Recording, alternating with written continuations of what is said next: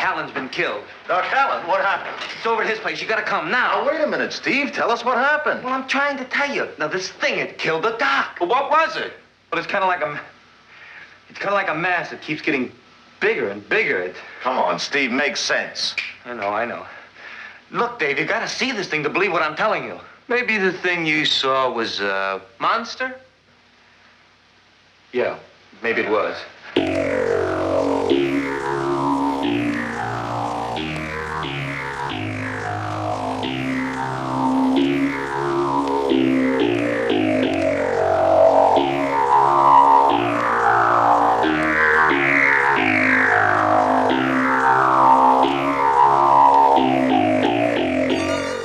Indescribable, indestructible, nothing can stop it.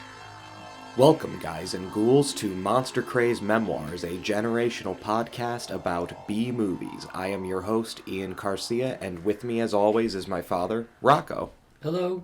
To begin this episode, I wanted to return to something that I've mentioned on previous episodes, which is the relationship between the boom, particularly in the 50s and 60s, of these low-budget horror and science fiction films, and the expansion of independent film production and distribution in general. With regards to what we, in our contemporary context, what we understand to be independent cinema, particularly since the 90s, when you think independent cinema, not the same connotations, but there's a similar phenomenon when people say that something, as opposed to rock music, it's indie rock music. Now, obviously, when you say indie rock is really a almost meaningless and abstract term, because when you're talking about, because independence from major labels isn't really a style of music. And in terms of film, we have a similar, especially since the 90s, we have a similar connotation of there being a sort of genre of independent cinema. Now, when you say you're going to see an independent movie,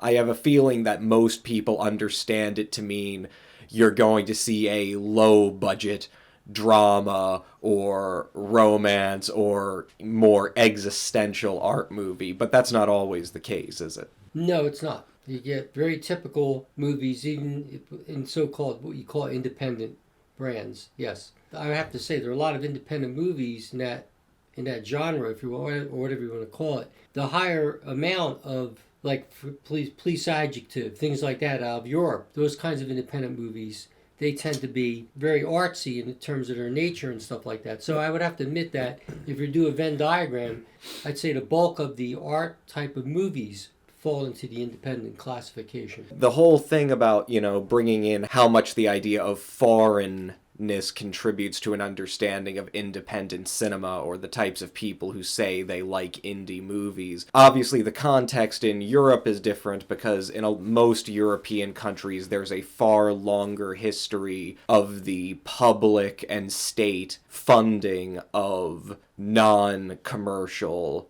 film ventures. How about something like Paris, Texas?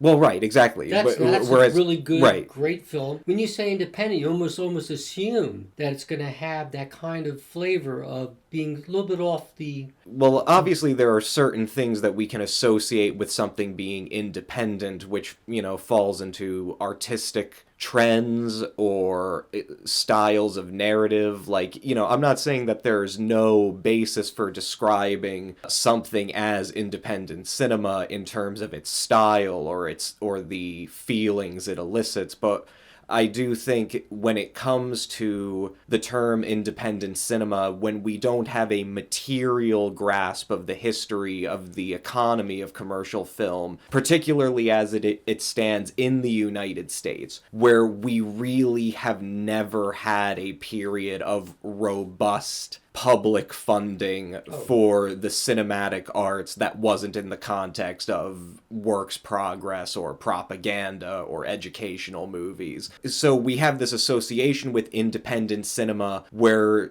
it's become stuff like, say, Kevin Smith's Clerks, or like you mentioned, Wim Wenders' Paris, Texas. It has these connotations of things that are more melancholy, with less conventional plot structures, and really movies that are just made outside of the Hollywood studio system. But because that there is this assumption of continuity between how the movies are produced in terms of economics and what they are about, this sort of clouds the history of independent cinema. And I hope something that we're going to get into in our survey of a lot of these older movies is a reckoning with the fact that, particularly because in the United States we have not had a robust history of the public funding of independent cinema, the origins of our independent cinema culture really do come out of what are probably more often referred to as we've ourselves have been referring to them fairly generically, B movies and exploitation movies. I guess I'm just trying to think of things like when Project Greenlight, when they did Feast, when they bankrolled Feast, and you have to do it under a certain budget, like $1 million is your maximum. Right. You're right, though. Absolutely. But with something like Project Greenlight, it's sort of a perfect illustration of how the idea of independent cinema has been totally co-opted and astroturfed, where obviously... Or Miramax trying to say they're doing independent, spinning off to these lesser movies and giving people a chance. Forget about the Weinstein. But then problems. Exactly. Yes, exactly. This idea that they're giving creators this much more freedom, when in reality Harvey Weinstein was just as notorious as any Hollywood executive for meddling in a creator's vision. But there are a lot of small film production companies that do a number of films. Hulu, and you have Netflix, and you have all these other outlets that these movies you'll never see come to the screen. It's true, and films. It's true, and there has been a definite revival in so-called independent cinema. A lot of it thanks, with companies like A24 or Annapurna. We are seeing not only more creator-driven, more auteur-driven cinema, but interestingly enough, a lot more blending and mashing up of genre. What was the hot commodity of independent cinema has become this blending of sort of art house film culture and film styles with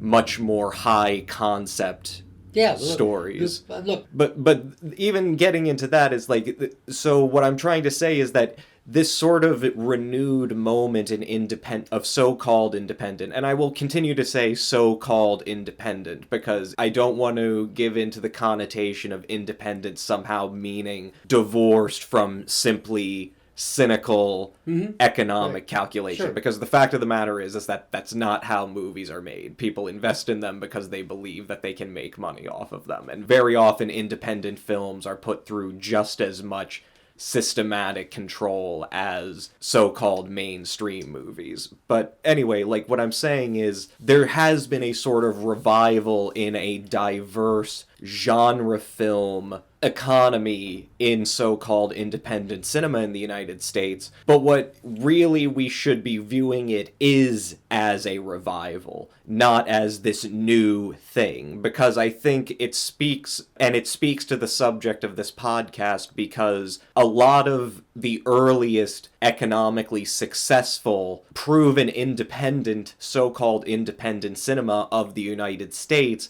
emerged not from the underground of New York City, not from the avant-garde of the Midwest or the West Coast. It came out of, number one, the original independent and poverty row B-movie studios, but then also regional filmmakers. And I guess to give as just a crash course in how that sort of comes about, I'm just going to briefly go through something I've referred to on past episodes, which is the 1948 Paramount decision. The 1948 Paramount decision refers to the United States v. Paramount Pictures, Inc., which was a antitrust lawsuit brought by the United States Department of Justice against the 5 biggest Hollywood studios studios, Metro-Goldwyn-Mayer, Warner Brothers, 20th Century Fox, RKO Pictures, Paramount Pictures, as well as 3 of the sort of smaller, what were, ironically referred to back then by their Big 5 competitors, the Poverty Row studios of Universal Pictures, Columbia Pictures, and United Artists. They were sued by the U.S. Department of Justice because of their monopolistic practices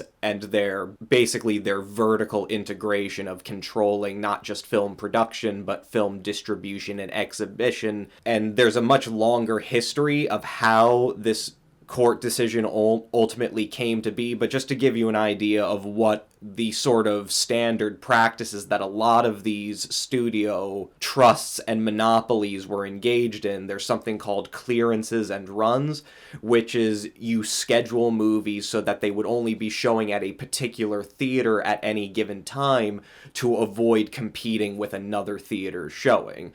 So typical monopolistic trust practice of trying to make sure there's less competition. Pooling agreements when 2 supposedly competitive studios engage in joint ownership of movie theaters. But one of the most pernicious practices of the studio monopolies at this time, and pretty much the one which is the most significant in terms of the Paramount decision, is the practice of block booking. Now, block booking is where you require a theater, whether it's your own theater or an independent theater, when you're contracting with them to show a film, you don't just contract them for the film you've already produced, but rather you pre-contract them with an entire slate of your films for the year, and oftentimes without the exhibitor or distributor even seeing it because it hasn't even gone into production yet. These are all practices that the studios used to decrease competition and maintain their market hegemony, and which ultimately led to this decision in which the Supreme Court decreed in favor of the United States Department of Justice that all of the major and minor studios had to divest of their theater holdings. So all of them had to sell their theater holdings. They could not engage in both cinema production and exhibition. So what that creates, not just in Hollywood, because now suddenly these big monopolies are not literally controlling, have not literally vertically integrated every aspect of the American film economy, but also outside of Hollywood, you see this blooming of regional filmmakers, which is to say, people who live in the Midwest or on the East Coast, in Florida or in Pennsylvania or in New York City, they suddenly have this new ability to produce low-budget films that can actually make money and be competitive in a market where the hegemony is not controlled by the 5 major studios. And despite the fact that this obviously would have led to a lot more artistic freedom, because, if you don't need to go to the major studios in order to make a movie, then you obviously have a lot more creative freedom. While that happened, the economic impetus behind the emergence, the real flourishing of independent and regional cinema in America was very much in the mold of what can we produce for as little as possible, but which is going to get as many people into the theater as possible. And so really, when we're talking about the emergence of a robust independent cinema in the United States, we're talking about the Paramount decision, but we're also talking about the massive proliferation of what we now think of as being the trash of Americana, the B movies, the exploitation movies, the things that try to appeal to the lowest common denominator and try to just push things even further to the extreme than major studios will go to. So, The Blob was distributed by Paramount Pictures as a double feature with their own I Married a Monster from Outer Space. But the film actually originates from a partnership between director Irvin Yeaworth and producer Jack H. Harris. Yeaworth had directed one previous independent film in 1956 called The Flaming Teenage, but for most of his professional career, he worked predominantly in short subjects, largely focused on education, social morality, and religion. His production company, Valley Forge Film Studios, based in Chester County, Pennsylvania, was actually begun with the express purpose of creating Christian-themed films for the church and Sunday school circuits. But with trepidation that Yeaworth and his partners weren't yet ready to create films with serious messages, and concern about proving their solvency, they were eventually convinced by Harris, that is, Jack H. Harris, the producer, to try for a surefire secular film venture, and that's eventually how we got to The Blob. The Blob is the movie that this small Pennsylvania-based studio makes because they believe that this is going to get them at least a little bit of cash so that they can then put it into the more creative, personally rewarding, and socially conscious movies that they want to be making. Let's get some money. Yeah. And so we could do some real Christian stuff later. Yeah. Let's get this dough so that we can help Jesus. Right.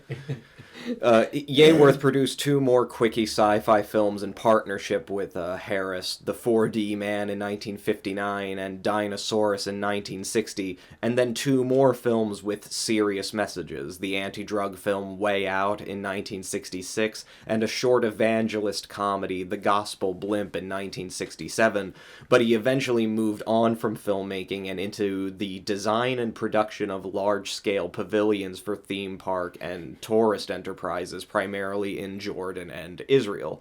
He also directed a few television specials for Billy Graham. So this is not the typical behind-the-scenes stuff we read about, is it? It's kind of interesting that, but you have some of the parallels of Christianity. Well, we can't make a Christian film, or something with religious content, but let's make a film that's so benign, except for the monster.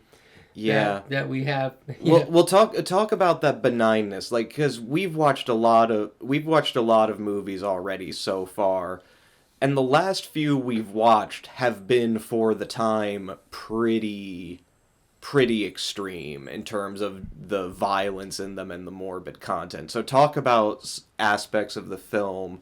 Talk about what you mean by the benignness of it. Well, it's almost a uncomfortable presentation of the behavior of teenagers, and their counterpoint would be then having some isolated characters that tend to have the bad judgment. Sort of like when I used to read Highlights magazine when I was a kid. What's Highlights magazine? Well, there are two characters called Goofus. This is Goofus and Gallant? Goofus and Gallant, yes. So Goofus is the sort of like the kid that's a little bit skewed to the abnormal, and Gallant is Gallant's the Gallant right, is always makes the right decision. Right decisions, yeah, he right. always. I think. So this film is like that. So you have the sort of like the. It's a moral parable, as it were. But talk about the teen characters. What was your? You mentioned that the movie does, and I agree with you. It kind of gets into the uncomfortableness of being a teenager. Well, the uncomfortableness is how totally ridiculous the portrayal is. They're made to look like they're hard, rebels without a cause kinds of characters, and that's a real movie where you have teenage problems. Yet they're lily white. My son never lies, officer. I guarantee. He tells us. My father tells him that Steve never lies to anybody. And you get those, and even the characters that his friends, his supporting cast, which are some of them are very good. These actors. are the friends to the protagonist, Steve. Right. Yeah. But they don't start out as that's the thing, and I guess we should just go ahead and get into a. But no one gets into fisticuffs. What do? They race cars. Yeah, but that's the thing. It's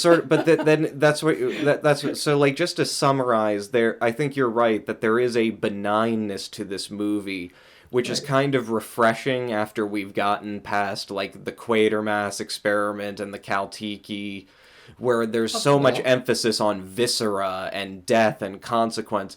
There's very little if any on-screen violence in the Blob, if it's there, it's obscured by something or it happens off-screen. A lot of the... Yeah, it's very shadowed. All of it's really, it's limited in terms like the doctor getting killed in his office or in a side room of the office. All you see is a little bit of it. And you see him through curtains right, as well. You see him through curtains. And then for some reason, Steve sees it perfectly well and is so disgusted by it. Well, that's the interesting thing is, like, they obviously didn't have the budget to show what Steve McQueen's character, Steve, emotes. Well, what he literally describes, because Right. he describes the guy being eaten by a monster, or disappearing. Steve, what is it? It's got the doc. It's got What's the matter with him? just like the thing in the old man's hand. Only it was bigger, and then it was on his old head, and then in just a second he disappeared. He disappeared. He was all gone.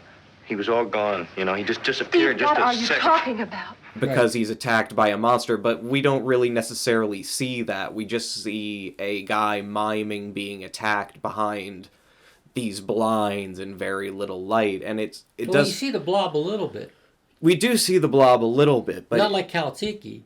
but that's what I mean. Is Right. that like there's again, it's the way you said it is quite perfect. It's the benignness. There's this. Right, maybe it's, Of all the movies we've been watching recently, given that a lot of these movies were made to basically capitalize on the youth demographic and to try to appeal to as young an audience as possible, this seems to be the first one we've seen where there really seemed to be a particular attention to making something that is not only appropriate, but might actually appeal to teenagers on an emotional level. There's a certain wholesomeness that they try to project as well, and maybe there's some value to that. I mean, the movie is not a bad movie, right? So we have to agree it's not a bad movie, and the plot moves along pretty well. I think the storytelling is well done. It seems like that it's more sanitized in terms of the meaning of this creature is more sanitized and is more contained. We're more contained. Where the Quatermass, we sort of had the sense. There's much more existential dread in the Quatermass experiment. Yes. And I guess maybe that might be coming from the thing where, with the Quatermass experiment, it's almost like a God is dead sort of movie where it's, it's like, again, we compared it to a sort of Tower of Babel, or I guess we could even say the Flight of Icarus thing, where it's, a man coming too close to the divine and bringing about consequence. But it does seem like, and I guess it sort of gets to what you're getting at, where I wouldn't even say that it's not a bad movie. I would go out of my way and say this is a very good movie. I don't know that it's necessarily well made in all parts. No, I didn't say it was a bad movie, but it's not the Quatermass experiment. It's not the Quatermass. Yeah, But I have to tell you that probably if I'm younger, this would, because of its simplistic storyline and its wholesomeness and containment of being a young person that hasn't learned to rebel or whatever, it fits him well. Whereas as you get older, the Quatermass. Now, when I was younger, the Quatermass was strange. Yeah. This was more less strange because it seemed to fit in all the. So you feel like when you were young, a safer. The Blob sort of spoke to you on a more it's more intimate, emotional level. Because it's well written, and it's paced well, and the way the characters interact are, even though they're. I mean, really artificial, but they're like, again, I think we kind of just ran through it when we were discussing the origin of the films or the people who were making it. But once you know that the people who made the Blob, unlike your Roger Cormans or your Samuel Z. Arkovs or all the people who are working at Hammer Studios or Allied Artists, rather than these guys who would become trendsetters and sort of pushing violence and sexuality as a way to draw people into theaters. Once you know that the makers of this film were Christian evangelists, it's almost impressive of how iconoclastic it is. It really does, for the time, go against the grain of what would become B movies and exploitation. The other thing is that you're right, but I think there's something to that, right? If you don't have to face uncomfortable themes, it works to the film's advantage. Even if you're an adult, this is something you almost could put a kid in front of and have them watch. Oh, you could absolutely, yeah. Like, and that's the thing. I would never put a kid in front of Cal-Tiki or the Quatermass Experiment. It would scare the bejesus out of them. No, it's that. But any age could watch the Blob. I don't know about any age, but certainly. Right. I think well, it seems like that was definitely the intent. It seems like there was a deliberate intent to not just make a movie that was going to exploit the impressionability of kids, but actually make a movie that all kids could enjoy on a certain level.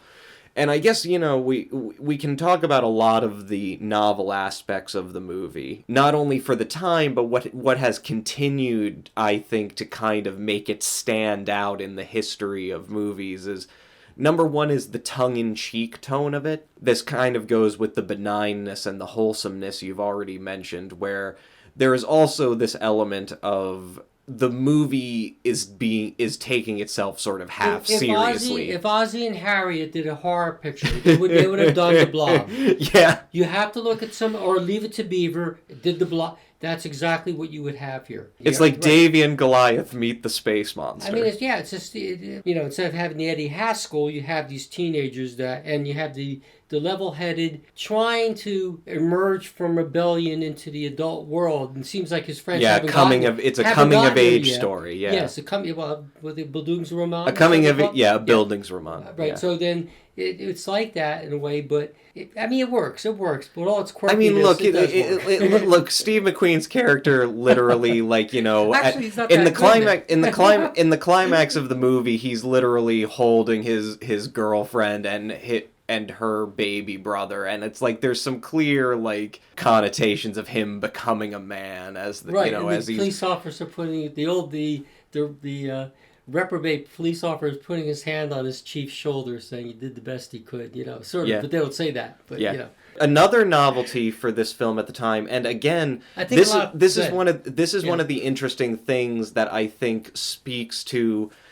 And maybe some won't agree with me, but I think this also speaks to not the spiritual aspect of it, but the even more evidence that the vision behind this movie was truly iconoclastic and not cynical or exploitative at all, which is that they decided to shoot the film in color.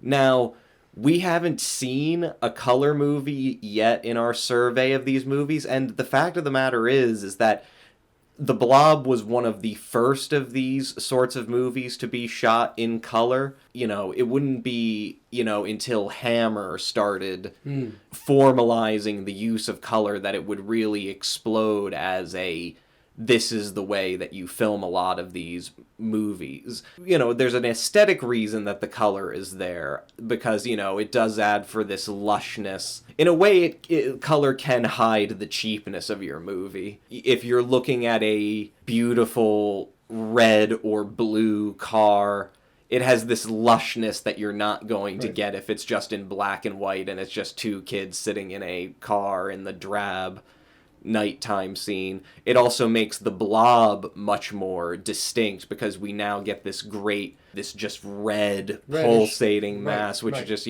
triggers all sorts of, weird emotions just seeing this weird oozing thing.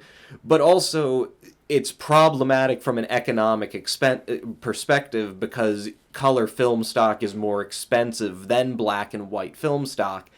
That's why most of these B movies didn't even bother shooting in color.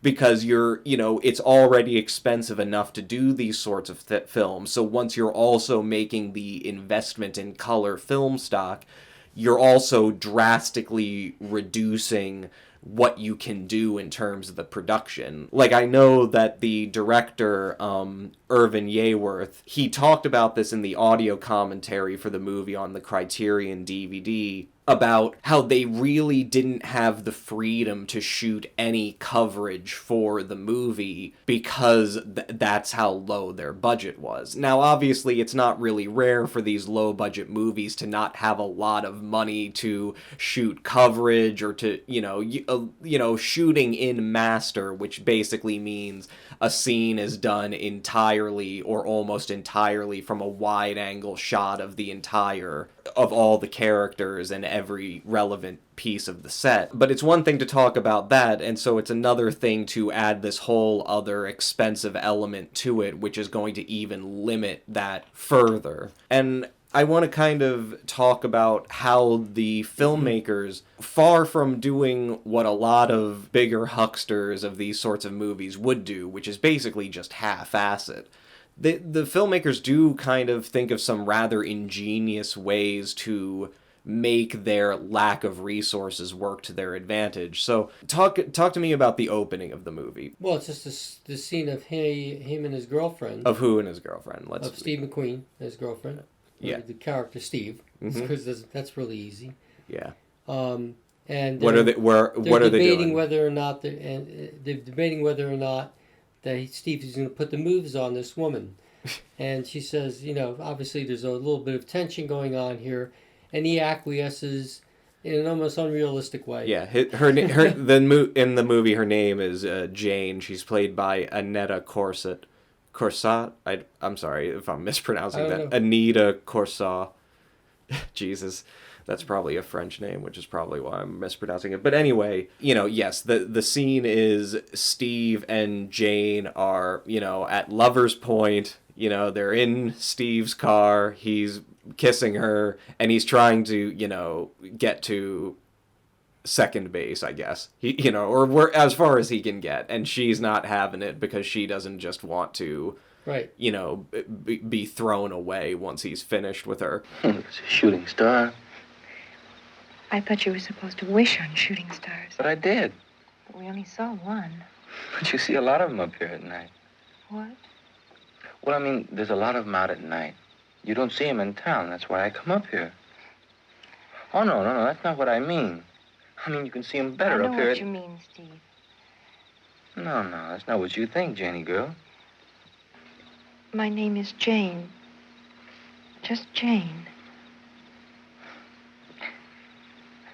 For a little while, I even thought that shooting star business wasn't just part of your line. But it's not, Janie girl. Jane, I've never brought anyone up here before. And it's this very intimate scene, and it's a very intimately written scene, I think. It's definitely a lot, and the acting is much better than is usually apparent in a lot of these movies. But what immediately struck me about this scene was not just necessarily in how it's written and acted, but in how it's shot. Because the first shot of the movie, this entire scene of the characters kissing and then having this debate where Steve is trying to seduce her and she sees right through him and then he relents, it's all done in close-up. Right. And, there's been no establishing shot. Everything that we get in terms of where they are situationally, we all have to take as implied, but all the focus is on character. Right. Which is why the movies, right, they're trying to get their Christian theme and their wholesomeness projected. And the best way to do it is close-ups, right? Close-ups and... Yeah, there's a lot of... Actually spending quite a bit of time on a scene. And there's just a different quality of emotional investment. And in fact, it's only when there's this, meteorite which falls out of the sky. And that's the first cut that happens that isn't just the reverse shot of Steve and Jane. The first cut after that is to a sort of point of view shot of them looking up at the sky as this meteorite, which is carrying the titular monster, falls to Earth. And then we cut to a wide shot of them in Steve's car before he goes driving off. Right. It's such a more emotionally attentive way of opening the movie and really just situating our perspective and getting us to identify with these characters. Like, so much of it's so much more intimate than anything we've seen in these movies so far. Yes, which is maybe the whole thing was to make these, is to base it around teenagers, not like the one with the, what's the one with the Martians that have alcohol on their... Invasion of the Saucer Men. Yeah, right. And even there, the teenagers aren't bad teenagers, right? But Yeah. no one listens to them, right? So they're the Yeah. only ones that actually kill the monsters by shining light on them, right? They get all the cars. Yeah. So right? so we can do this as another way to impress on the listener just how iconoclastic this movie was. So we've already broken down how aesthetically different it is. So you're seeing this movie in theaters. This, again, it's distributed by Paramount Pictures, so that's all you know about it if you're going to a movie back in those days. But remember, this is an independent movie. Paramount had no participation in its funding or production. This is all just done by this is all just done by a small, again, Christian film studio in Chester County, Pennsylvania, that has made a few good connections with a producer and has decided to make a science fiction movie to make money. Yeah, and that is getting mainstream distribution. And the first thing you see is not only lush color, it's not only a close-up of your protagonist as the very first emotional connection you're going to make, it's also the protagonists are teenagers. So let's talk about that. How many of the movies that we've seen so far have featured teenage protagonists, let alone characters? I'm trying to think. I don't think any, right? When would this come out? I'm sorry. 1958. So there were a lot of ones that followed, like Earth versus the Tarantula, whatever. Earth versus the Spider. Even then, that's not even young adult You're right, characters. But they're the ones that are playing the drum set when yeah, it comes but yeah, like there's acknowledgements of acknowledgements of yes. youth and youth culture here but and that's there. not driven. The plot isn't driven by that. Right. Yeah, the giant Gila monster came after this, I think, in 1959, and is more or less a really cheap ripoff of the Blob and does nothing as well, but trend-setting or groundbreaking. The Blob was one of the first of these movies which, again, were primarily marketed and made their bread on impressionable young people.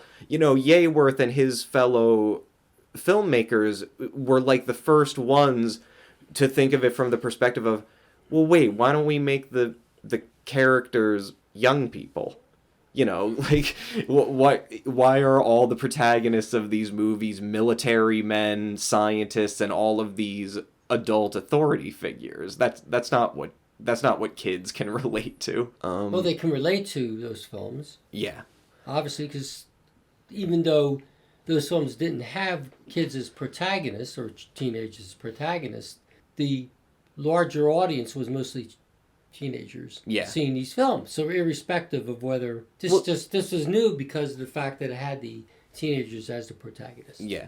I think, you can experience it. You can still be a young person and have a vicarious enjoyment of watching adults in movies, though I suspect that most of the vicarious enjoyment is actually experienced through, whatever the monster of the movie is, rather than the adult characters. Absolutely. But with the Blob, I get the exact opposite impression, where the attention to not just making the protagonists these young adults, but portraying them so intimately and giving so much care to fleshing them out and not making them stereotypes of some sort of rebellious youth culture. It really does.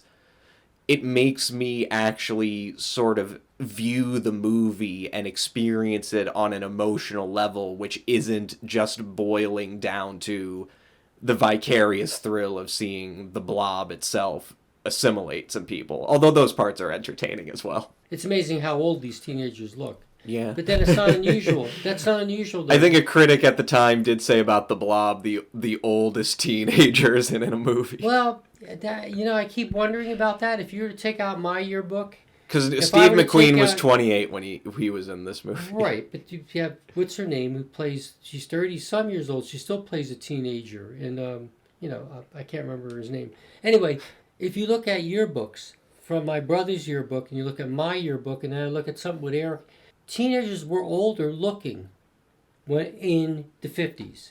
Well, it was all that strontium-90 that was in your bones. Well, and their life expectancies weren't as great. It's very interesting. So if you look at the teenagers in those yearbooks, and I'm going to have my brother's yearbook, we could look at that as an example. Just take them out, then take out yours, and look at them across the board from high school. I mean, the teenagers in my brother's yearbook look like these characters. Yeah. Even though on film they look older, and they are older. Nevertheless, and I wouldn't be surprised if that is part of the appeal of this movie back then. That the fact is, they did look. My brother. Yeah, did they look, did look. They did. Like I think that I think overall the cast is pretty convincing, despite how old they are. Right. But I think a lot of that, I experience a similar phenomenon to you. I do often have these feelings like when I'm watching old footage of who are supposed to be high schoolers in the 60s or the 50s and just looking at them and saying, Jesus, they look so old. They look like they should be going to college right now. So I have that phenomenon. But I think what gives the movie so much more of a convincing air, or makes the young character so convincing, I think it really does come down to ultimately the writing of the dialogue of the characters, and also just the acting as well. Like, we should talk about Steve McQueen, because this was before Steve McQueen was a huge star. Like, he had done some television and movie work, but it is kind of odd that this is sort of the movie that kind of catapulted him, because this movie was a huge success. And Steve McQueen, when we think of like actors who sort of define, who at a certain point in their youth and their career have these kind of definitive performances that are associated with youth, typically people will say like, Marlon Brando in The Wild One, or James Dean in Rebel Without a Cause. All of this stuff that's very bound up in explosiveness and angst, and basically, just bristling at society and trying to break out. For my money, I would say that Steve McQueen here, playing Steve, gives a much more subdued and accurate performance of being a teenager. Because his character, you can't really pin down his character, can you? There's a certain aloofness to him that is exhibited by a lot of teenagers at that age. And it's not over the top. So it's not, there's some rebellion, but not a lot. He never chews the scenery. He never hams it up, does he? No. No, he does not. In fact, that's one thing that makes you wonder how much acting he really did in it. I mean, the idea is that... it's interesting. Again, I was listening to the Irvin Yeaworth audio commentary, and what he said about Steve McQueen's acting is that he said that Steve told him early on, look, we and the rest of the adults who are playing teenagers, we shouldn't try to pretend that we're teenagers. We should just try to pretend that we're innocent. I think that really pins down the very magnetism that Steve McQueen has in this movie. Because, he's not playing a young character, but he embodies it so thoroughly because let's ask, what do we really know about Steve in this movie? Like, what did you extrapolate from the various bits of information we're given? Because we're really not given a lot. Just that he's a teenager. He has, no one knows what his aspirations are, right? Yeah, he doesn't seem like he has aspirations. You know that he's not well off, but he's not poor because his father owns the store. Yeah. So he owns a grocery store. So he's probably well off. There's definitely a class element to it because, he's okay. There's like a Charlie Brown quality. He's okay. His father is a hardworking guy, but his girlfriend Jane, her father, is the principal of the high school. Oh, Lordy, here we go. Well, young lady, do you mind telling me where you've been spending the evening? Daddy, it's all right. Oh, yes, everything's fine. I always stop by the police station in the middle of the night to pick up my daughter. Don't you realize what this will do to me? Why, by morning, it will be all over town. Well, we were just trying to warn people. Young man, this is the last time you're ever going to take my daughter out. Steve didn't do anything wrong. Take it easy, Mr. Martin. We'll straighten everything out. But he's obviously, much more straight-laced and dignified and better off. There's a class element to it. I also think it's interesting. No, they're not a heavy class. Not heavy, but it is there. There's just enough to. But there's nothing implied that his friends are lower. No. Yeah, no, but that's another thing. It's like we don't really get a real understanding of who his. It's not that they're not fleshed out. It's that, again, so much of it is left in the abstract, and that's another thing that is so distinguished about the Blob in terms of the movies we've seen from this period, is that there's no exposition dump. There's no, there's no scene in the movie where characters give a protracted explanation of who they are in relation to each other. It's well done in a way that Steve looks like he's already, if there's a line of maturity, Steve has started to straddle it, and his characters haven't. And through the movie, they gradually become more like him. You know, you made us lose 80 cents worth of movies, wherever it was, for 2 movies, which was almost, 80 cents. I mean, that's what it was. Yeah. All right, so $1 a movie, whatever, for 2 movies. I mean, that's what it was. $2 a carload for driving. I mean, and eventually, and they listen to him. They sort of like come on their own recognition of trusting him. I guess that's the point. And they follow. Well, they trust him implicitly. His judgment. Which is interesting because, okay, so now let's talk about his friends, or who we're calling his friends, because I really don't know what basis we have to call them his friends. Just quickly, Steve and Jane go to where the meteorite is.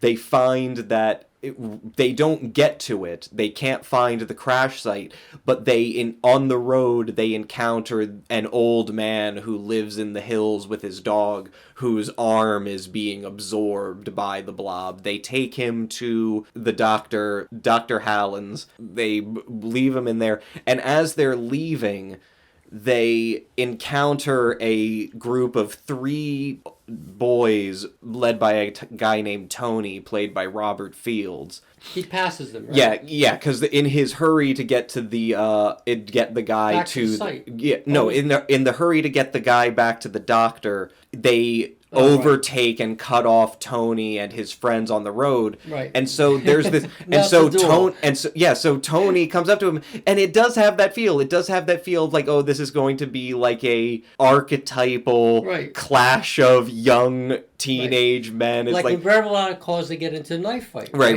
It's going to have a knife fight, or someone's going to be challenged to a rumble or something. Right. It's like, congratulations. Yeah, for what? For what, he says. Modest. Okay, I give up. You just beat out the champion, pal. A little while ago when you came into town. Oh. I get it. Well, thanks anyway, but you can keep the crown. No. Wait a minute, Steve. You just can't stop being the champion like that. You gotta meet a challenger.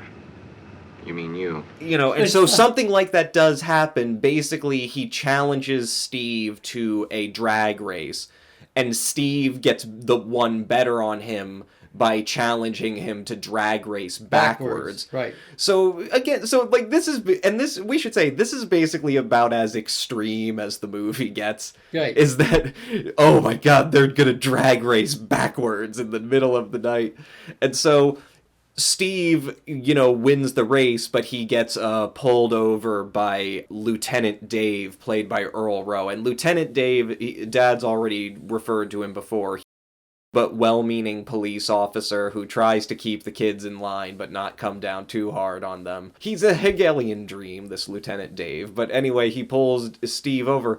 But after Lieutenant Dave leaves, suddenly these 3 guys who were challenging and, chauvinistically jockeying with Steve before, now they just want to hang out with him. Hey, what happened? Sergeant Burt? No, Dave. Oh, you're lucky it wasn't Bertsy. Yeah, you're not kidding, man. You don't know the half of it. What? Last night we seen Gig's car parked in front of Nancy's, Listen to this. So, we decided we'd move it, hide it on him. So we're moving it down the center of the street. When along comes Sergeant Burt.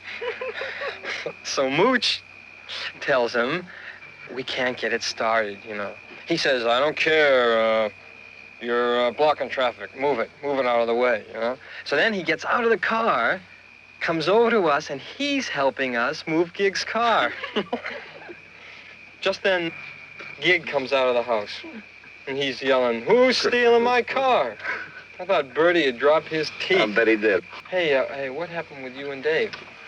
Well, I got a lecture. Promised to be a good boy. You know, Dave's a good guy. I think we have been steaming it up a little too much. There's about 2 inches of rubber on the street outside Doc's house. Hey, I almost forgot. I gotta do something for the doc. What? I gotta go up on the Old North Road and check on some people. You wanna come with me? Oh, no, man, no. We're going to the flicks, right? Sure, good luck. At this time of night? Yeah, it's a midnight spook bit. Now, we got some rumors there'd be some unprotected women in the balcony. All right, well, listen, why don't you... Come on, come with us. And then you can go to the movies afterwards. Only take a half hour. Come on. It's okay with me. All right, man, either way. Okay. Good. Now they do, and they have like Now they were concerned. Did you get into trouble? Yeah. But it's a good thing it wasn't Burke. He pulled me over last time. Yeah, exactly. Right. Yeah. He talks about the other guy. And again, it's like, and here's the thing. So the again, writing is we well haven't, done. and again, Yeah, like, yeah. so all these little things. Okay, we have not met Lieutenant Burt yet, or Sergeant Burt yet. Burt, We right. haven't met Sergeant Burt yet. We do find out that he's a war hero. So we find out a little bit of information, and that little bit of information, it's not going to be relevant until the climax of the movie, but we learn little bits of it. But then the rest of this scene, most of which is done, again, in a wide master shot of all 5 of the characters, the 3 boys, Jane and Steve. It almost looks like they could break out in song. Then it could be a musical. It could be, but here's the thing is that, like, instead it's just, a lot of it is almost improvisational and a lot of extraneous, overlapping dialogue that does not push the plot forward. All it does is establish that, it turns out that Tony is not like this stereotypical school bully. He's actually, a complex and nuanced figure. Exactly. And I think it's amazing how just in such brevity and with such efficiency, the movie is able to convey all these things, and we still know virtually nothing about these characters. Right. And in little ways, it also appears like, I love how when all 5 of them go to the site where because that's the other thing, Steve is able to recruit them to go investigate the meteorite crash, is that like they're all just like, oh, okay, let's go see the meteorite. And so they go to where it crashed into the ground. That's Tony's the doctor tells him to go look back see yeah. if he can find out any information about what this is. Yeah. The doctor says to go back, and in the meantime, the doctor is going to be absorbed. The doctor and the nurse The are... nurse first. Yeah, the old man, the nurse, and then the doctor are all going to be devoured by the blob. But wait. But then they get to the crash site. One of the characters remarks on the size of it, and then, just offhandedly, Steve says, it was probably a lot bigger when it was out there. Now he knows there's something about astronomy. And that's the thing. So again, here's little pockets of information. So that gives us just a little bit into like, so he's a thinker. That exactly. We don't need to see him like poring over school books or saying, I want to go to space when I want to be in it. What's my major complaint about a lot of movies? That the protagonists that are young kids, for some reason, have to be reluctant geniuses. Yeah, they have to be like these hidden these savants of some kind. But they're reluctant about it. They're reluctant because they don't want to be outsiders. It's like no, Steve is he's just marginally more curious than the rest of his friends. Curious. And that is enough to make him that's enough to make him totally like disenchanted. Like just all of like the anxiety. And again, Steve McQueen is not a guy I associate with like angst and anxiety. No. But all of this any film he's done. But he's doing such a good job in this movie at 28 of just exuding this discomfort of being around things. Because even once Tony and all these guys are acting like his friends, he doesn't really seem that comfortable around them. He seems like he's preoccupied, right? He knows the imminent danger of what's going, or at least the impending. He has some idea something's not right here. And so I think he's unsettled by that. And I think he, like you said, I think that's the idea. He's just unsettled by what's happening, and so he's distracted. Mm. And one more thing about that little line of dialogue about, establishing that yes, the meteor was bigger and got smaller as it passed through the Earth's atmosphere. So, number one, that is some of the most basic but also accurate and useful science that we are ever going to see in these kinds of movies. Because it's the only aspect of it that is speculative is that there's a living creature that survives the crash and goes on a rampage. But that little bit of information, yes, large objects break down as they come through the atmosphere. Right, but here's the thing. Tossing it around. Right, but here's the thing. There's again no exposition dump. There's no part of this movie where someone goes into a belabored explanation of what the blob is or what their theory is of how it got there. It's all just the admirable attention that Yeaworth and his other filmmakers had. The writers, yeah. Right, to appeal to emotion rather than just the exploitable element of... But they're very efficient. Their writing is very efficient. The question is, I always wondered whether they did this on the spot. Yeah, I would need to... I mean? I would love to... Let's stop here. Let me write... Well, here's the thing. I would love to read the script. I would... And here's the other thing. I've read conflicting information about this, but according to Tom Weaver, the film scholar, according to him, the screenplay was primarily written by Kay Lineker under the pseudonym Kate Phillips. She was a female writer, so that's another interesting thing. Oh, a movie written by a independent movie with a primary woman contributor, so big plus as far as I'm concerned. I do know, besides the writing, I do know that the film had to be meticulously storyboarded. Because, again, they had such limited film stock to work with, they had to know exactly how much they needed and of what thing. So I don't know how much room there would have been for improvisation. So I'm wondering if this might have been like a rare scenario where like the combination of needing to just get this movie done and get it done quickly and get it done efficiently coalesces with like a legitimate artistic and creative milieu, just totally unpretentious people, but actors who are invested in, you know, not playing stereotypes and doing things a different way. You know, these guys who are making the film who have not historically done these types of works, coming at it from their own perspective. It really is.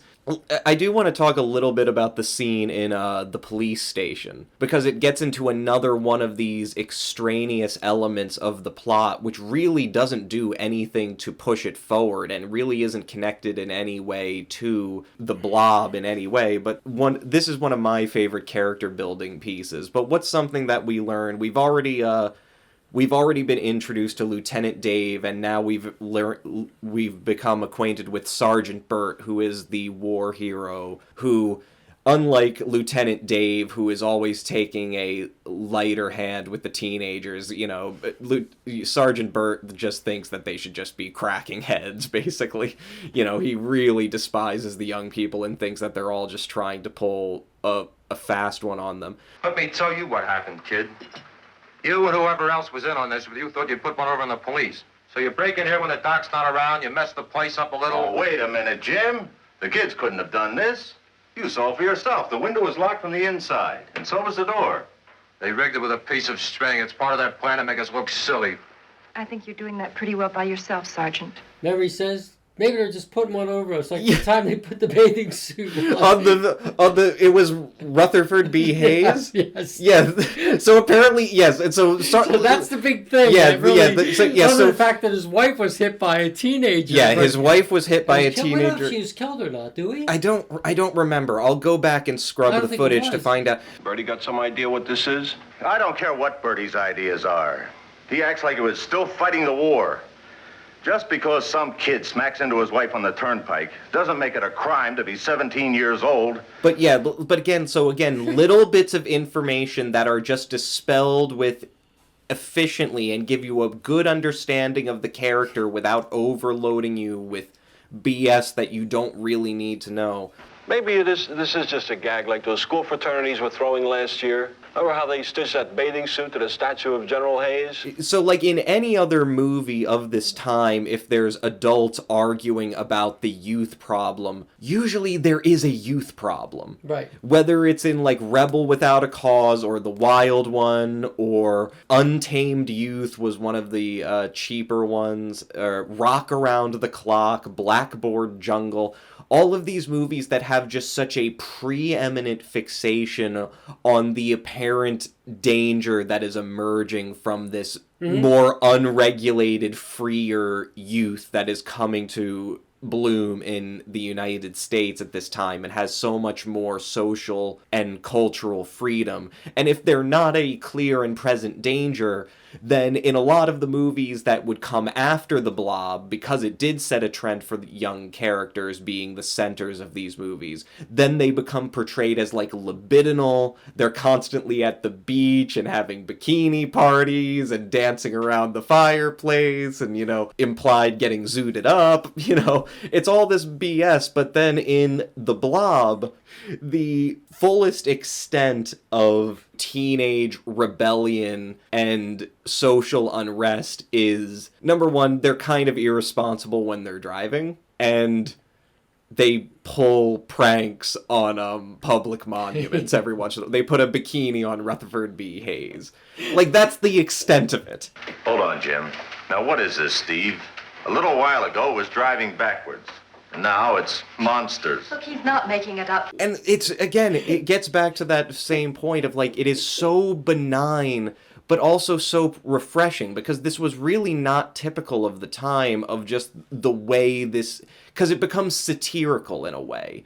Like, it's being telegraphed to us so clearly that Bert's fixation on young people is way more about his own personal prejudices and perhaps trauma from the war than having anything to do with what the teens themselves are doing. Right. And the other guy, we learned something that just like all individuals that work for the state or local government, that they use taxpayers' money to do chess matches. Yeah, to goof off. But see, that's what I started. That's what I started out. This is why this is my favorite extraneous scene in the movie, and I was so surprised you hadn't brought it up yet. There's a character. So there's a whole wait. So there's 3 police officers in this town. There's no sheriff. I don't know. Maybe the last sheriff was run out on a rail or something, or he retired. But it's local. Yeah, right, so there's 3 police. There's Lieutenant Dave. There's Sergeant Bert, the war hero, and then there's Officer Richie, who operates the CV radio. In his little drawer, he has a chess game because he plays chess with the other... Oh, he says to the captain, what do you do? Well, sometime at night I play against myself. Not really. No, he's not playing against himself. He's playing against... We find out that he's there's other cops all over the state who just who are burning the midnight oil, need something to do. In Pennsylvania. Yep. We'll have someone... Well, what's this? Hey, watch it, Dave. Don't mix up the pieces. Richie, you old buzzard. I didn't know you were a chess player. It's like I've been telling you, Dave. You're not the only thinker around here. It's nothing, just a hobby kind of, you know? Well, wait a minute. I think this is pretty interesting. Who do you play with? Well, late at night when I'm here by myself and things are pretty slow, well, you gotta do something. You ought to take up chess, Dave. Loosen up your gray matter a little. I guess I'd better. You'll have to teach me, Richie. Sure, Dave. Anytime. Dave! And again, it's such a... But that's the thing. That's the thing is that then Steve and Jane come rushing through the doors like, oh, you gotta help us. Dr. Hallen has been eaten by a blob monster. And so Bert and Dave leave. But then the way the scene ends is with Richie playing his chess game and losing. East Cornwall, Downingtown HQ.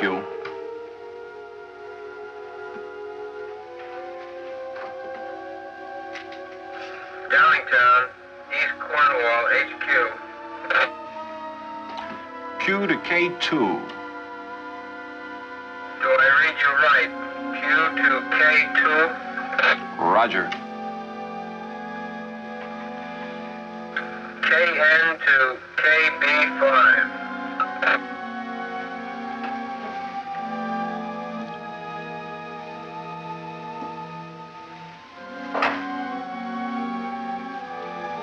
Shucks. It's such, like, again, so obviously there's this tongue-in-cheek aspect to the movie, well, but it's so sincere. I know, but if you didn't know that, you think he's doing code. And you think maybe he's doing code because they just ran out looking for this. Maybe he's trying to relay to other people. Yeah, no, but it's chess moves. But it's chess moves. I read the whole scene that he. Yeah, and it's so funny, and it's so, and it again, it doesn't advance the story at all. But there's just such this wonderful comic relief, but also just basic compassionate attention to the people, to flesh them out in ways that is not reducible, because it's not action oriented, is it? There's so much of the film which is just dependent upon Steve trying to relay to other people the seriousness of what he saw, and that it actually did happen. Because of course Bert and Dave get to the house, they don't find Hal in here. Bert immediately assumes that the kids have vandalized the house and are trying to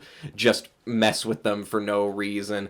Dr. Hallen's maid comes over in the middle of the night and says, yes, he's away at a conference and he won't be back until... Yeah, she's our Jim Goblin character from the Quatermass. She's that. Yeah, she's the old biddy. She's the archetypical old biddy. That's a long scene. Yeah, it's a long scene, and because it's just... don't touch the evidence, man, because we may have to do finger. Oh, I just want to tighten up. Yeah, she keeps tidying up. Yeah, he has to remove her to not contaminate the evidence. Gently removes her. Leave it alone until we get... Yeah, it's Miss Porter is the maid, and she's one of these archetypal old biddy characters who shows up in these movies. Yeah, so much of the narrative just becomes about, again, Steve first realizing, all right, the adults aren't going to do anything because they have nothing to go on. So it's up to me to work with the other kids to make ourselves heard. So it's really, like, there's so little of the film that is oriented around action. A lot of it is about characters just trying to communicate with each other, and that communication breaking down for various reasons. So it is a morality play. Oh, absolutely. How you twist or turn it. Yeah, because there is a straightforward moral, isn't there? Is that these kids are not, they have their recklessness, obviously, and they have, like, it's the belief in the unknown. There's a sort of benign credulity to the kids where, like you said, Tony, when Steve tells him about the monster and says, and Steve says, we have to raise an alarm so that we can get everybody in this town because we found where the Blob is. Now, you other guys, unlike me and Jane, you don't know that we found where the Blob is. You have to just trust that I know where the Blob is.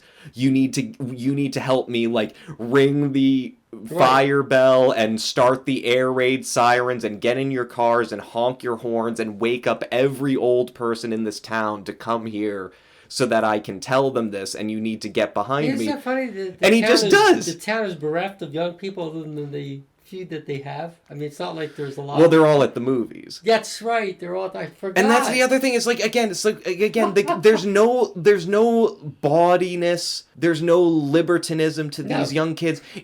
Another thing that this movie captures so perfectly is not just its characterization of these young people. It's also just I think what you were alluding to before is just the uncomfortableness of being a teen, where you're in this town and you have all this energy, but there is just nothing to fucking do. Hey, all right, Steve, you made us waste our 80 cents. Now, what gives? Like, that's the thing. It's like all they do is go to the movies. Because what else? Or they drag race, right? Or they drag race, or they go parking on Lover's Lane. That's it. That's all there is to do in this stupid, dead-ass town. And, it's like, but it's so compassionate in that way of it. And it isn't typical, because even Yeworth's previous film, the one he did before The Blob, or the one that got more distribution outside of, church circuits, the flaming teenage is like this almost reefer madness or the delinquents style youth danger film where it's about, alcohol and substance abuse among teenagers. It's a wild youth movie. What we see with The Blob is just so different in terms of the kids are not just the protagonists, they are the moral compass of what needs to be done. I saw this thing kill Dr. Hallen tonight. Kill Dr. Hallen? That's right. Well, what is it? I don't know. But one thing's for sure, if it can kill Dr. Hallen, it can kill somebody else. What do you want us to do, Steve? All right. We're gonna find this thing, and we're gonna make people believe us. Like, this is the most explicit I think we've ever got in one of these films in terms of showing the adults to be either incompetent or impotent with regards to a particular threat. Like, Sergeant Byrd gets his redeeming moment where he has to fire his gun to trip a power line because they're trying to electrocute the Blob, but then it doesn't work. But I mean, he got it, right? He got it, but it didn't make a difference. First shot. Like, he'd be great at skeet shooting, not necessarily at killing giant monsters. There's so much nuance to it, I feel like. There is a lot of nuance. Even the setting up of the scene. Again, Steve is he puts things together. So he says that's why he didn't come after us in the cold room. When he gets trapped in the cold room within his father's store, it just retreats. And therefore he feels that, well, he didn't put two and two together. He didn't like the cold. But then when he finds out that the CO2... CO2? Hey, that's it. It's cold. That's why he didn't come in the icebox after us. It can't stand cold. I think that's another thing about the efficiency of this movie. Like, in a typical monster movie of this period, what would happen is that there would be a scene in the second act where we find out what is a monster's weakness. We'd have another scene later on where a character is in a conference room explaining to other people what the monster's weakness was. Then we'd have another meeting in a different scene where they're explaining the strategy of how they're going to exploit the monster's weakness. And then we're going to see them doing it.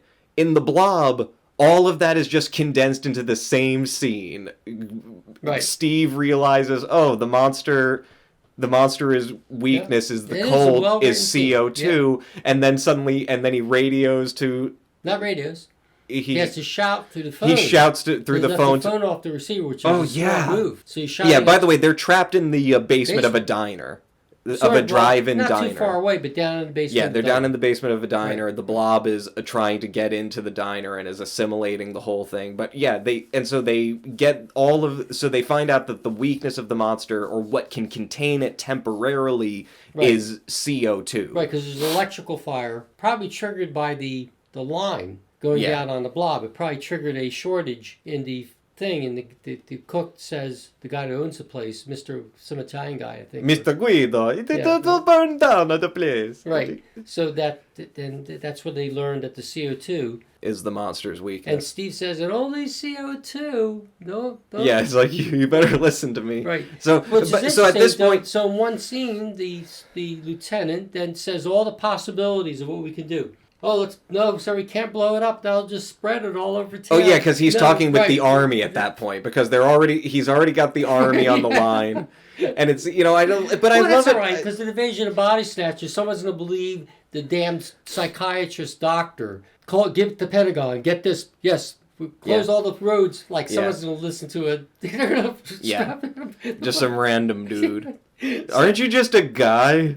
How do we know you're not nuts? Can you send us a picture? Yeah.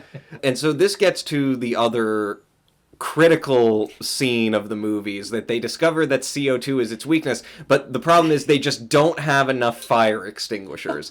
And then Jane's father... Sounds right. Yeah, Jane's father... I know where there are 12. Fire extinguishers. It's at the high school. And so Tony and all of his friends get together with the principal. They go rushing over to the high school. But the door is locked. And the principal doesn't have his keys. And so he goes down the steps. He picks up a rock. And, we have this very deliberate beat where he's just weighing the rock in his hands, and the shot is just on the rock, and you can tell he's thinking, am I really going to do this? Am I going to vandalize my own school? And students are going to watch me do it, right? Yeah. And, it's like, from characters who are so concerned about these wild youth and their vandalism, like, that is a pretty perfect way. Like, it's tongue-in-cheek and comical, obviously. But when you first saw it, all right, you sit down now, because this is an act of civil disobedience that you'll never see in any movie. He breaks the window. It's his transforming transformative moment. Like, this is how sometimes to build a bridge, you've got to smash a wall. Right. Well, they get the fire extinguishers. And they get the fire extinguishers. They cool it off. The army says that. So Dave says, "All right, good news, everybody. The army is going to come with a crate, and they're going to C6 transport, whatever it is, the huge giant C8. And they're going to drop it into the Arctic." It's not dead, is it? No, it's not. Just frozen. I don't think it can be killed, but at least we've got it stopped.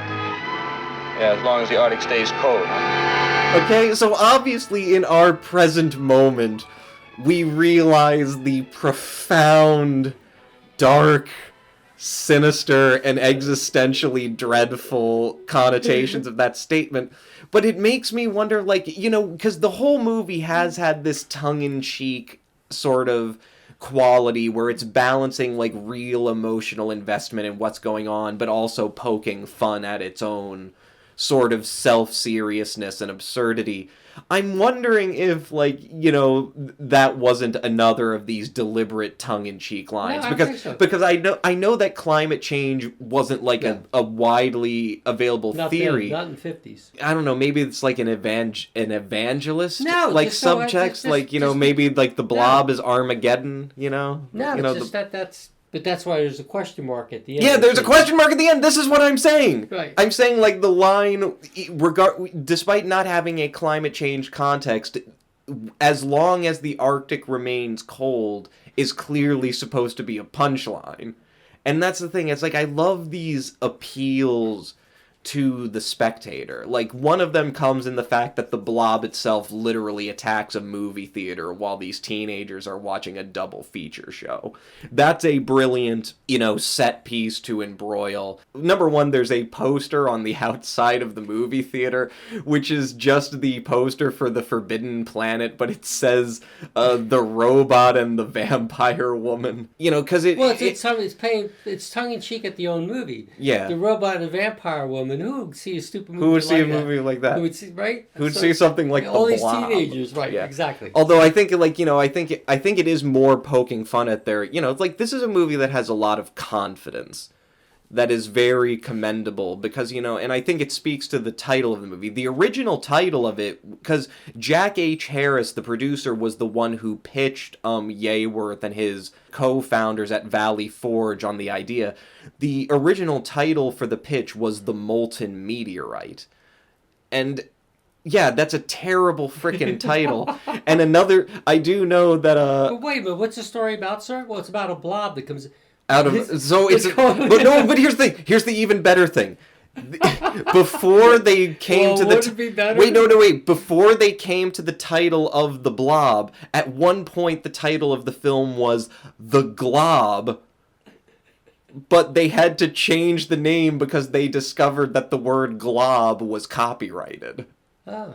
So it became, apparently the Blob wasn't yet copyrighted. That's interesting. So it becomes the Blob. But, and it's like, this is like a prediction of, or it's it's like one of these great inspired ideas for a title, because so many of the films of this time, what are they called? From Hell It Came, The Quatermass Experiment, or friggin' Godzilla, King of the Monsters, or It Came from Outer Space, or It Conquered the World, all of these elaborate titles, and then it's just, no, it's the Blob. It's simple.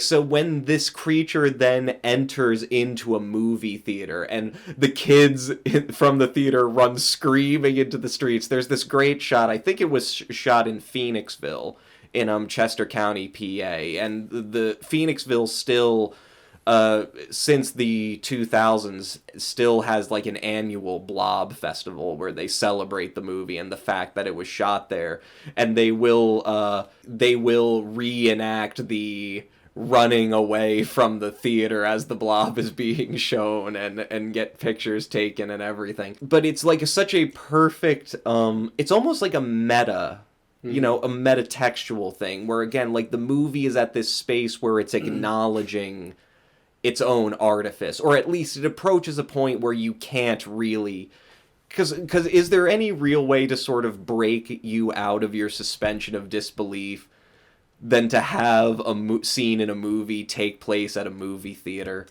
Because I don't know about you, but I can't watch people watching a movie and not be aware that, oh, I'm also watching a movie. Yes, I am here, the demon who possesses your soul. Wait a bit. I am coming for you. I have so much to show you. Tony, listen, I want to see you outside. Hey, what gives? I thought you cats didn't dig spooky shows. Tony, this is important. I want to talk about the idea, because obviously there's the very obvious theme of the movie, which is the bridging of the generational divide, of the children rising to the occasion of meeting a certain danger, and the adults learning that they need to suspend their disbelief, to treat the children as adults, as people to be trusted, and not simply people to be guarded, bridging the gap between the generations. So there's the obvious thread of that. But now, knowing that the filmmakers themselves were not just secular capitalists, but were also specifically evangelists, it makes me wonder if there's a possibility that we could interpret the Blob itself as kind of a cryptic Christian movie. And I was wondering if there was anything in particular you think would substantiate that, or if there's a particular scene. What it is, if the whole concept is a threat to our religious beliefs. It's like it's a parable. It's really a parable that the Blob represents sin or evil. Really? Yes. You think so? And I think that the well, I mean, it is a big red, so the red kind of does... And the children are the teenagers are tomorrow's future. Right. And therefore, it's important for these children to be baptized in this kind of turmoil to become solid citizens. That's an interesting way of looking through it. That's the only message you get from this. I mean, the idea is that it's a coming of age story. It's not so much whether adults believe children or not, but that can be something. We often get so fixed in our Christianity that we become jaded to ripples. We also have such a rigid structure that we don't fear the assault on a religious belief. So that's what the Blob represents. Blob represents an assault on religious belief that if you stay asleep, it can ruin civilization. Well, it is interesting. The blob does fall out of the sky, falling. I guess that is a Lucifer. Obviously all space monsters fall from the sky, but you could interpret it as Luciferian imagery, because an angel falling from heaven, or and consuming souls. I think it's just the banality that you can't let banality drive your religious beliefs. Right. I'm not religious. You're not religious. But here's the point. We're not. That's yeah, what we I'm should. Getting. But evangelists are always concerned about this. Evangelicals now are worse. Any threat to their order, or what they believe to be the natural spiritual order. Exactly.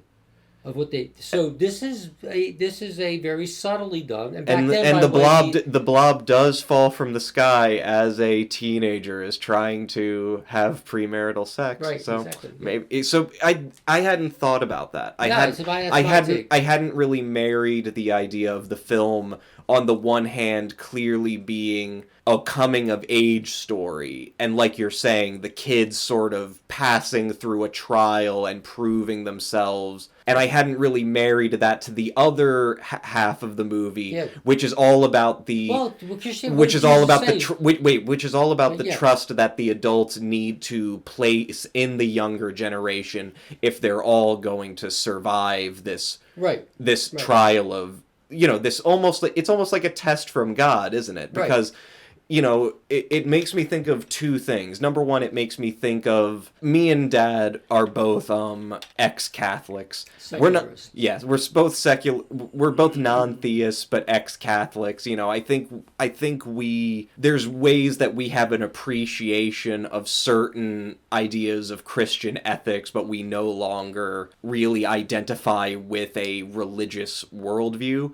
But I think there is one aspect of the Blob which is relevant in terms of this spiritual discussion, and it's this, number one, the centering of teenagers, or really children as the protagonists of the film. It obviously calls to mind the story of, the disciples trying to keep the children away from, bothering Jesus, and Jesus chastising them, saying, no, let the children come to me. They're exactly the people I want to talk to. Suffer little children. Right. The only way you come to me is through being a child, which means you have to take off all your prejudices, exactly, all your preconditions, all of your material obsessions. Be like a child who just wants to know and wants to explore things. So there's that aspect of it. But there's also the aspect of it where so much of the movie is predicated on, in a kind of lamp-shaded way, is not simply about trusting the younger people, but having faith in them. Having faith in something. And it relates to your idea of the Blob representing sin, I think. So much of Steve's struggle is that he sees the Blob, and it's this horrible thing, and he has to let people know, but instantly, personified totally by Sergeant Byrd, he's not going to believe it unless he can see it for himself. Oh, that's right. There is a monster. We saw it again in Dad's store. Dave, it's bigger now. Your story's gotten bigger now, kid. Dave, look at me. Do I look like somebody who's playing a practical joke? Am I laughing? Or am I scared stiff? What are you gonna do? He's telling the truth. Now, wait a minute. It's one thing to make a fool out of yourself, but it's another thing to make a fool out of the police department and the whole town. And, it's like, that's one part of the character, yes. Yeah, and it's not something that is necessarily the be-all and end-all of Christian dogma. No. And so for those of our audience who aren't Christians or who aren't familiar with the Christian Gospels, after Jesus has been crucified and is then resurrected from the dead, he appears to some of his apostles first and not to others. And one of the apostles, Thomas, proclaims that he will not believe that Christ has come back from the dead until he sees him for himself and also touches his wounds. And so Jesus then appears to Thomas and says, feel my wounds, you can see them for yourself, and, you can... and then, of course, Thomas breaks down, realizing that he's failed, his test of faith.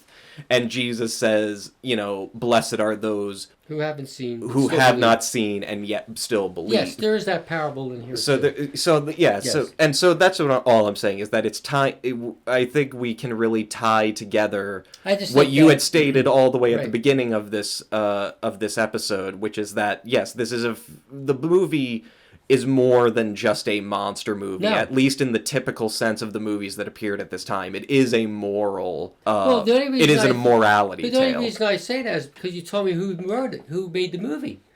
Now it makes sense. Yeah, I mean... But if you talk to someone like that, some people, yes, you're right. It could be something on the very basic idea that, it's just a war between the youth and the adult cultures. Yeah.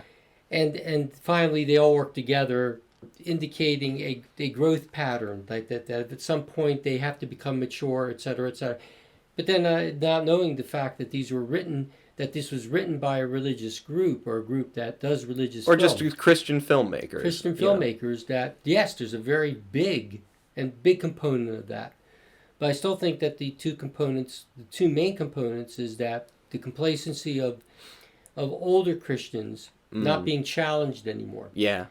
And then the younger people who have to mature in their religion have this particular thing they have to do to convince these people that this is a real threat. They've seen signs of, something literally outside of the world, something from the heavens, and they're trying to tell everybody. But there's an appreciable aspect to this being a sort of veiled Christian movie, because now we can appreciate, even you or I as non-theists, we can appreciate the moral trajectory of that sort of message. Trusting young people, because there's almost it's weird because there is a Christian moral thread to the movie, but it's not moralistic.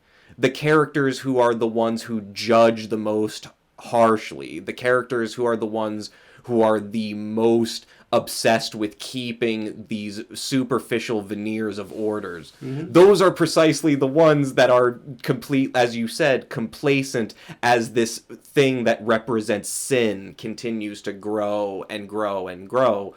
So it's almost like, they're so outwardly righteous, but inside they're masking something that's far more deeply pernicious. Yep. I think that's a good spot as any to wrap it up. And just to, put forward to our listener, The Blob is certainly not the only movie that is conventionally associated with B movies or exploitation movies, which I think is far more appropriately placed in terms of the history of independent film in this country.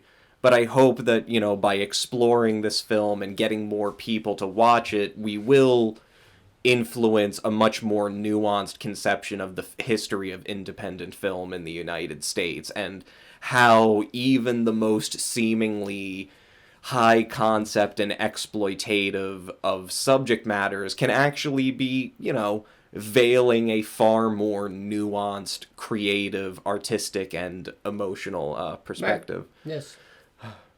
Oh, boy. Oh, what have we learned today, Rocco? Well, I would say crime doesn't pay, but that would probably work better in a movie where the highest discretion wasn't a traffic violation. Yeah. Driving backwards. Yeah. If anything, I've learned that crime doesn't pay, but the law is often really, really stupid. But then you can always reaffirm the true monster is man, especially if the man is a cop, and especially if that cop was a sniper during the war. There's nobody in here but us monsters. Finally, though, I'd like to, if I may, turn to the Gospel of St. Matthew, in which St. Matthew says, "Be careful not to practice your righteousness in front of others to be seen by them. If you do, you will have no reward from your Father in heaven." Interesting, right? Yeah, spooky.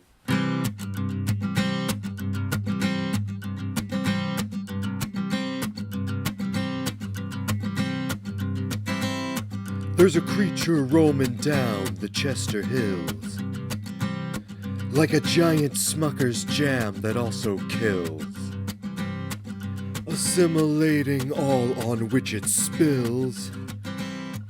Saints and sinners all will surely drown when the blob comes around. If you're parking with your chick at Lover's Point, worried your caress will disappoint, and all you do is put her out of joint, beware that shooting star that's coming down when the blob comes around. Playing chess by CB radio, another night, another checkmate. No one expects when their race is run. Voices calling, voices crying. What's all this about being eaten? It's boy cry wolf, or else it's kingdom come. And the young ones are coming to his side. The war heroes are all licking their lips, and the young ones are coming to his side, with flaming teenage coming to its grips. Oozing Armageddon now surrounds when the blob comes around.